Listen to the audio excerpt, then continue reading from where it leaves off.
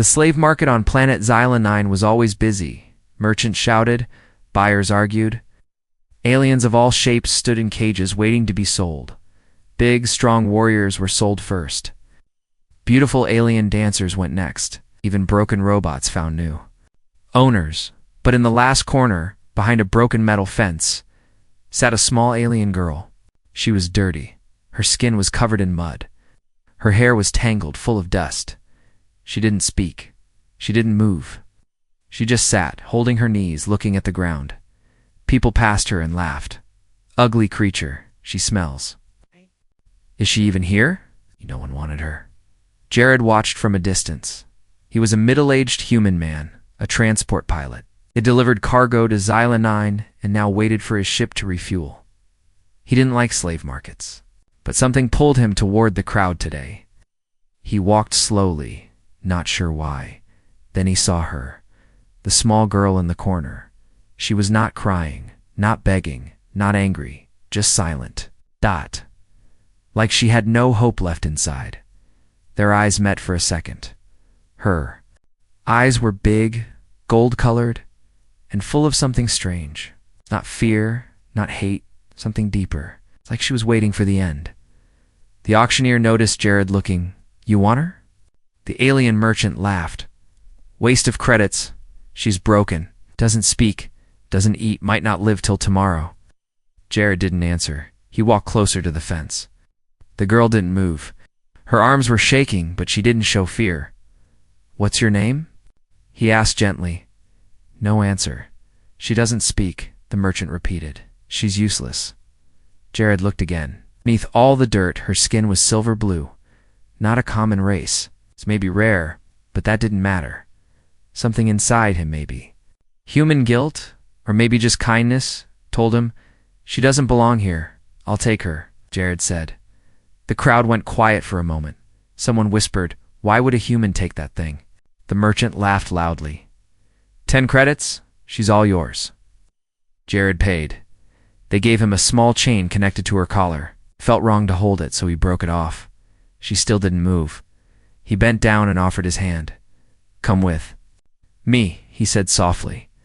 She stood slowly. Her legs shook. She almost fell. She followed him, step by step, without a word. As they walked away, someone from the crowd called out, Careful, human, dirty creatures bring trouble. Jared didn't. Look back at the ship. Jared turned on the lights. The girl stood near the door, silent. You don't have to be scared, he said. She still didn't speak. He brought out a water bottle and a protein bar. Eat something. She didn't take it. Jared sighed and placed them on the table. Won't hurt you, he added. You're safe now. He left the room for a moment and brought a blanket. He handed it to her slowly. She didn't reach for it, but her eyes followed every move. You can sit, Jared said, pointing to a soft chair. The girl sat on the floor instead, curled into a ball. Jared sat across the room. He looked at Herschel. Small, so silent, so lost. He wondered, who was she? What happened to her? Was she even a child, or just small for her kind? Many alien races age differently. Couldn't tell, but one thing was clear. She had seen pain. Too much of it. Later that night, Jared was trying to rest in his bunk, but sleep didn't come. He kept thinking about the girl. Was she cold? Was she scared? He walked back to the main room quietly. She was still awake, still sitting on the floor, still holding her knees. When he entered, she didn't even flinch. He sat down slowly near her, but not too close. You're not a slave anymore, he said softly. You don't have to be afraid. The first time she moved her lips. Very quietly, almost a whisper. Punish. Jared's eyes widened. He shook his head. No, never. No one will punish you here. The girl looked confused, like she didn't believe it. She slowly touched the blanket he gave earlier, pulled it closer, wrapped it around her small body. Jared smiled. That was something. Not much, but something. The ship floated through space like a lonely ghost. Jared sat in the pilot seat, watching the stars. He wasn't thinking about his route, or fuel, or cargo. He was thinking about the girl, the strange, silent alien girl who now sat inside his ship like a secret the universe forgot to hide. She hadn't moved in 2 hours. She sat on the floor near the back wall with her knees pulled to her chest, the blanket still wrapped around her like armor. The protein bar Jared gave her was untouched. The water bottle remained full. Not a word, not a sound. It's just breathing soft, slow, careful, like she didn't believe she was safe yet. Jared tried. Speaking. Do you have a name? She didn't answer. Can you understand me? Still no reply. He tried a few alien words he knew. Trade language, minor slang, tactic basic. Nothing, just those golden eyes. Watching him like a wild animal watches a fire warm, but dangerous. Jared leaned back and sighed. Why did he bring her here? He wasn't rich. He didn't need trouble, and this girl. She was more than just trouble. Something about her didn't feel normal. Not just the silence, not just the fear. It was the stillness. To still. Like she had practiced how to disappear. Later, Jared heated a small meal. The scent filled the ship. He placed a bowl near her and stepped away. You must be hungry, he said. She looked at the food, then at him, and back at the wall. But after 5 minutes, her hand moved, slow, shaky. She pulled the bowl close, smelled it, touched it, then took a tiny bite. Jared said nothing, just watched from the corner of his eye. She finished the meal in 3 bites, then froze like she was waiting to be punished for eating. Jared shook his head slowly. No one will hurt you here. She didn't look at him, but he saw her body relax just a little. Night came. Jared dimmed the lights. You can sleep here? He said, pointing to a soft seat. She didn't move. Jared left the room an hour later. He woke to a quiet sound, not footsteps, not breathing, a soft scrape. He opened the door to the hallway. There she was, standing outside his room, holding the blanket tightly. Eyes wide, not scared, just lost. Can't sleep, Jared asked. She said nothing. He stepped aside. You can stay. She entered slowly. Didn't touch anything, just sat in the corner, like she didn't deserve a bed. Jared sat on the bunk. You don't have to sleep on the floor. No answer. Then, in a whisper, safe.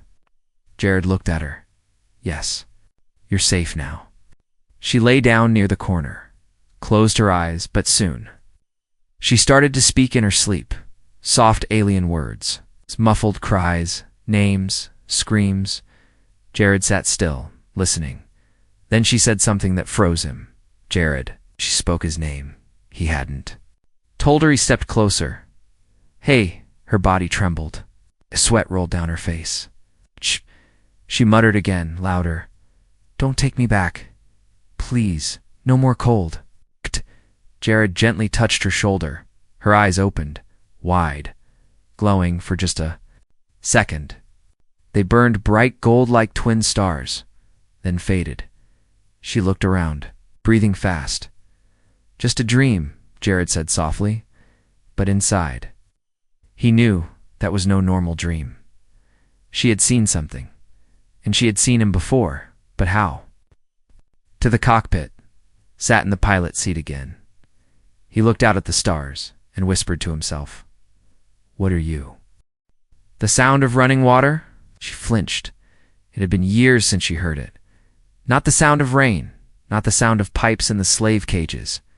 Real. It's clean water. Hot, flowing. Free. She stood at the bathroom door of Jared's ship. Frozen, Jared turned the water on again, gently. Steam rose. It's just a shower, he said softly. It's warm. It will help you feel better. She didn't move. Her body trembled. Not from cold this time, but from memory. Jared stepped aside. No one will touch you. I'll wait outside the door. Still, she didn't move. Jared walked out slowly, leaving the door open just a crack. He didn't want to scare her. He just wanted her to choose. Inside, the alien girl stepped forward, one slow foot, then another. The mirror on the wall showed. Her reflection, mud on her face, dirt in her tangled hair, small scratches along her neck and arms. She didn't know what she looked like anymore. She had stopped caring. Long ago, she touched the water with one, fingered warm. It didn't burn. It didn't freeze. She stepped in. Water hit her. Back, she gasped, then placed her hands under it. It was the first time she had felt real heat in years. She didn't know what to do, so she just stood there, letting the dirt run off, letting the past melt for a moment. Outside, Jared sat near the wall. He could hear the water running. 10 minutes passed. 15. Then, sound. Not crying. Not screaming. A small laugh, soft, almost like a child. Jared smiled inside. The girl looked at her hands. Her silver blue skin had strange patterns lines glowing faintly. Like living tattoos, she had forgotten they were there. The dirt had hidden them for so long. Each line meant something. Each mark was part of what they made her to be. A weapon. A thing. But under the warm water, she felt something else alive. She turned off the shower slowly, wrapped herself in a towel. Her hair, now wet and clean, fell to her shoulders. She looked in the mirror again. She didn't look dangerous. She looked like someone. Jared heard the door open. He turned. She stood there, quiet. Holding the towel tight, he was speechless. The glowing lines on her arms and shoulders, he had never seen anything like it. She looked straight at him. "I remember water," she said. Jared blinked. You can talk," she nodded. "I wasn't allowed to before." He stood slowly, careful not to scare her. "Who stopped you?" "The ones who made me." Silence filled the ship. Jared understood. Now she hadn't just been a slave. She had been controlled. Trained, maybe. Programmed like a living weapon. He brought her a clean shirt, one of his old. Wanzan motioned toward the table. "Let's eat." "You need real food." She nodded and followed. She sat down, slower than before. But not like a prisoner, like a guest, like someone learning to be free. They ate quietly. She looked at everything, every tool. Every screen, like she was trying to understand how normal life worked. Jared noticed. "You've never been on a ship like this before." Guys! "I've never been free," she replied. Her voice was soft, flat, but it had a hint of wonder, like she wasn't sure if this was a dream. Jared leaned forward. "What's your name?" She looked away. "They didn't give me one." "Well, should have won," he said with a small smile. She looked back at him. For the first time, her eyes didn't seem empty. They seemed hopeful. Then the lights flickered. A sudden beep echoed through the ship. Warning, incoming transmission. Jared walked to the control panel. A message appeared. "Return subject Zat-9, property of Sector 7 Weapons Lab. You're harboring stolen military biotechnology." Jared turned pale. He turned to look at her. She didn't look surprised, just scared. "Are they coming for you?" he asked. She nodded slowly. "If they find me, they'll erase me." Asterisk. She didn't knock. She didn't speak. She just stood there, barefoot and quiet outside Jared's door. It was the middle of the night. The ship was silent. Space outside was dark and cold, but the girl's eyes were wide open, glowing softly in the dim hallway light. Jared sat up in his bed, startled. "You okay?" he asked. She didn't answer. Her arms held the blanket tight to her chest. Her hands were shaking. But her face stayed still. Calm, empty. Too empty. Jared stepped toward the door. "Bad dream." She looked down, then nodded once, then whispered, "I don't want to sleep alone." Jared paused. She wasn't asking to be comforted. She wasn't acting like a child. She was just scared, not of monsters, of memories, of being alone with her own mind. "Come in," he said gently. She stepped inside and sat on the floor beside the bed. He pointed to the couch. "You can rest there." But she didn't move. "I'll stay here," she said. "Floor is okay." Jared sighed. "You don't have to live like a prisoner anymore." She blinked. "I don't know how else to live." He handed her a pillow and sat back on the bed. For a few minutes, no one spoke. Then, Her voice came again, barely a whisper. I used to sleep standing up, in a tube, full of liquid. They said it made me stronger. Jared turned toward her slowly. Liquid. She nodded. Healing fluid. Cold. No dreams. Just silence. He couldn't imagine that kind of life. Sleep as punishment. Rest as a science experiment.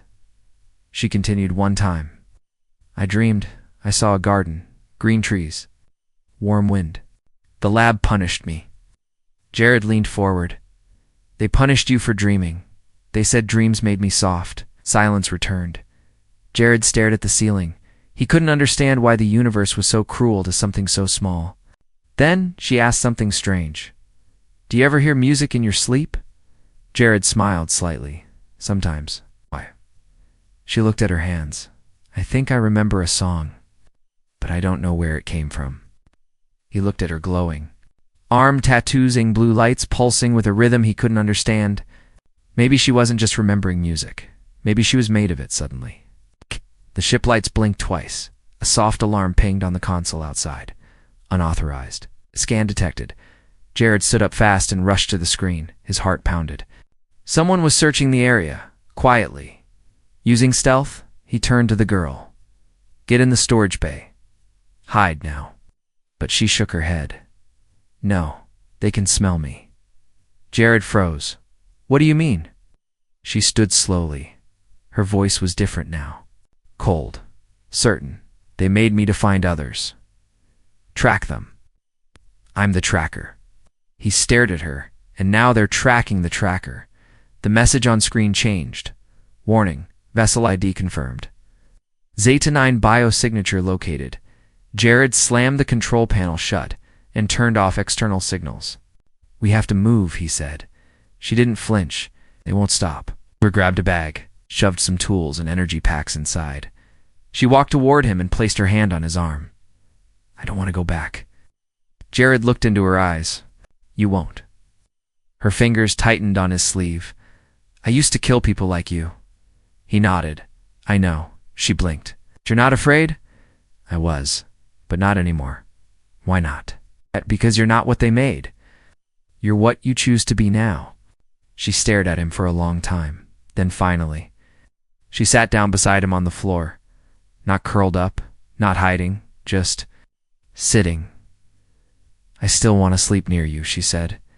He smiled softly. Right, I'll stay awake tonight. She yawned. Her voice was barely audible now. Promise you won't leave me behind. I promise. That night, she fell asleep with her head resting on the edge of his bed. No nightmares, just silence. Real silence. Peaceful. But Jared didn't sleep. He stared out the window into space. Somewhere out there, something was coming, and he'd have to protect her from it. The ship's air felt heavy, like the silence before a storm. Jared hadn't slept. He sat in the pilot seat, eyes fixed on the radar. The girl Seta, as the message called her, was still asleep on the floor, her head resting against the bed. Blanket curled tight around her. For a moment, she looked like any lost child. But Jared knew better now. She wasn't just a child. She was a signal. A weapon. And someone had just activated the hunt. The radar blinked once. Then again. A faint echo. On the scanner? To clean? Too sharp? Not a civilian ship. Military grade. Stealth. They were here. Jared didn't panic. He reached slowly for the emergency switches and shut down all external lights. The ship went dark, silent, hidden in the black sea of space. He whispered toward the sleeping figure. Wake up. She opened her eyes instantly. No confusion, no fear, just awareness. They found me, she said calmly. Jared nodded. They're scanning us. It's probably waiting to confirm you're inside. She stood up, barefoot again, eyes glowing faintly in the dark. I can disable their sensors. But if I do, they'll know I'm alive. Jared turned to her sharply. You mean until now? They weren't sure? She nodded. They only have my energy signature. If I use my power, I confirm it. Jared sighed. Then we don't give them what they want. He opened the storage locker, pulling out a strange box. "What's that?" she asked. "Old Earth tech. Runs on analog wires. No digital trace." He opened it an ancient communications jammer. "And a magnetic flare launcher. They can't block this unless they're standing outside my window." He smiled faintly. "Good luck with that." Zeta tilted her head. "You are strange." Jared laughed once, low and tired. "Yeah, I get that a lot." Then she stepped closer and whispered something that stopped his breath. "I can feel them."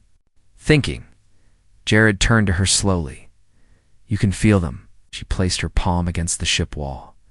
"They speak to each other using thought links." Silent speech. "I hear it, just barely." "What are they saying?" She looked up. Voice. Flat. "They want to cut the ship in half and retrieve my pieces." Jared's stomach twisted. "But they also fear you," she added.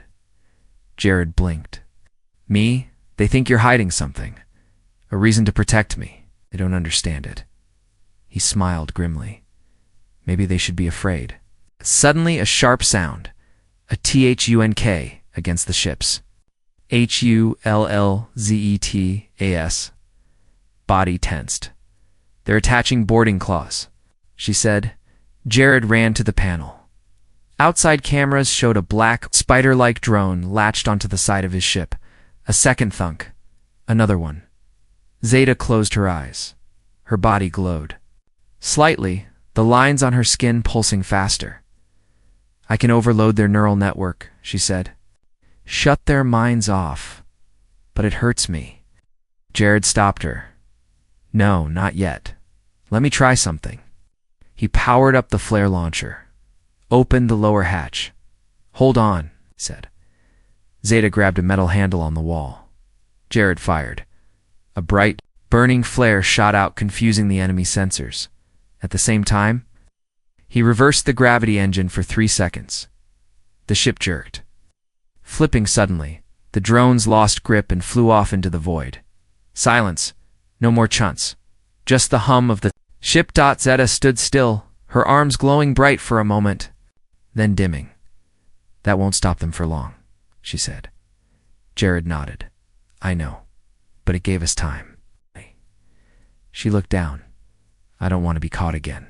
"You won't be," he said, then paused. "But we need answers. Why you? Now? And why?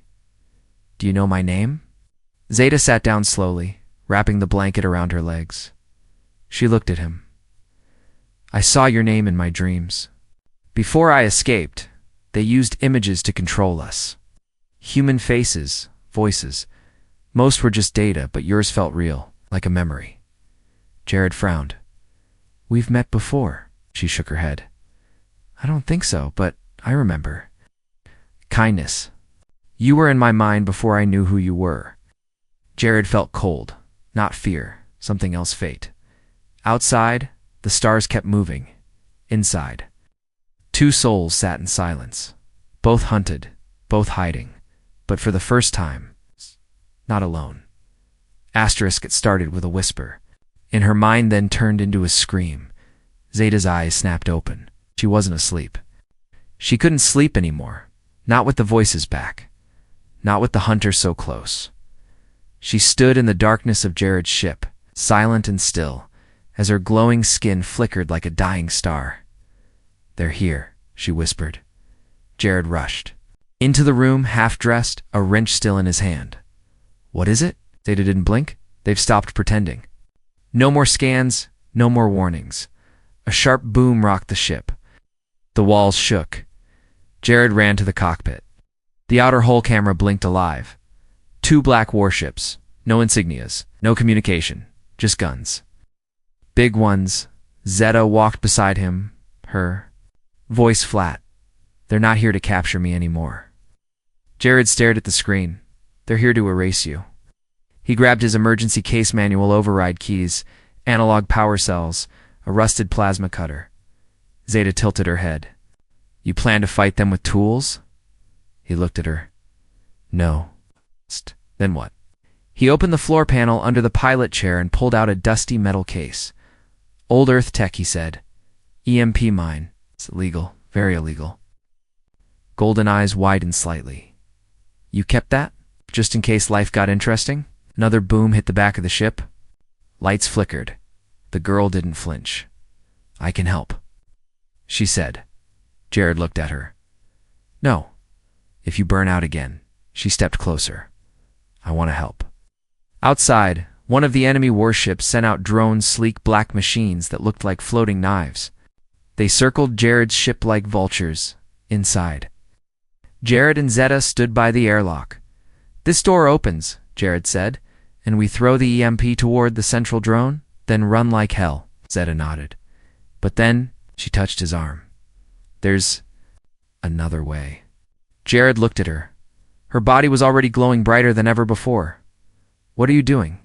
She looked sad, peaceful. I was made for war, Jared, but I want to choose peace.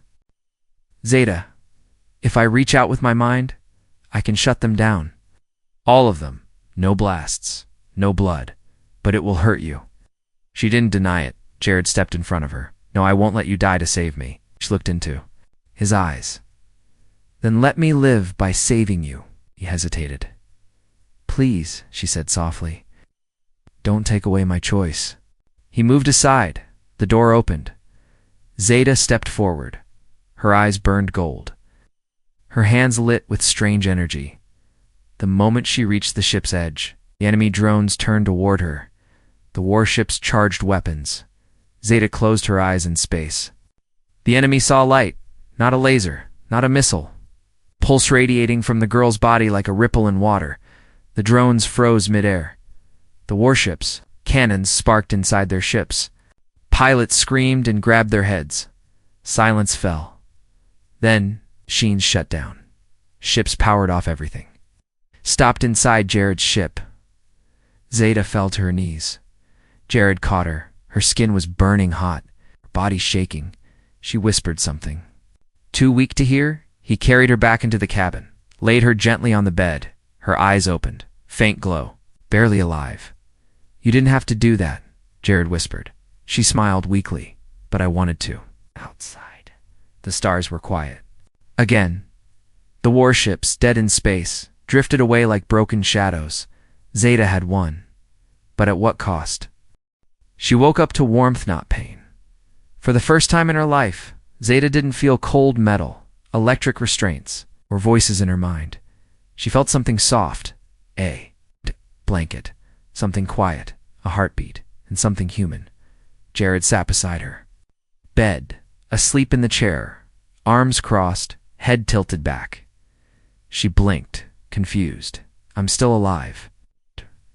Her voice was weak, but her own. Her fingers touched her chest. No pain, no control chip, no wires, only breath. Real breath. Jared woke with a small jerk, like someone pulled him out of a deep dream. He looked at her and smiled tiredly. You're back. Zeta looked around the room, then back at him. I didn't think I'd wake up. Do you? We're out for 2 days, Jared said softly. I wasn't sure either. She sat up slowly. Did we win? He nodded. You stopped them. Both ships. Every drone. Whatever you did broke their whole system. Zeta was quiet for a long time. Then she whispered, I thought I'd have to die to be free. Jared leaned forward. You didn't die. Shh. Looked at him. But I'm still dangerous. He didn't answer right away. Then he said something she wasn't ready for. So am I. She blinked. You? I've been carrying a dead heart for years, he said, voice low. I lost people. I closed off, locked myself in a ship, and flew through space, pretending I didn't care about anyone. Zeta stared. But then I saw you in that cage, and something inside me came back. She looked down at her glowing arms. I'm not it. Good, he said. Normal's boring. Shh. He laughed, a small, honest sound. Then her smile faded. What happens now? Jared stood up and walked to the control panel. He typed a few commands. The screen showed a blinking cursor and one question. Destination. He turned back to her. You tell me? Zeta tilted her head. You're giving me the ship. I'm giving you a choice. She stood up slowly, walked to the window, and looked at the stars. No longer prison bars. Now, a map. I want to see the green place from my dream, she said. Green place. The one with trees. With wind. With sunlight on water. Jared smiled. Sounds like Earth. Is it safe? Depends on the part, he joked. But yeah, it has trees. Zeta placed her hand on the glass. I don't know how to. Live like people. We'll figure it out, Jared said. You'll stay with me? He nodded. If you'll have me. She turned around, her gold eyes glowing not with power, but with peace. I was made in a lab, trained to kill, punished. For dreaming. She took a deep breath. But you gave me a blanket, a name, a second chance. Jared smiled. You gave yourself that chance. Outside, the stars began to shift as the ship changed course. Zeta walked over, sat in the co-pilot chair. She looked around the cabin and said quietly, I don't want to be a weapon anymore. Jared nodded. You're not. And with that, the ship jumped into light, not running from war. Not chasing revenge, just two souls, finally heading somewhere. They chose. Together.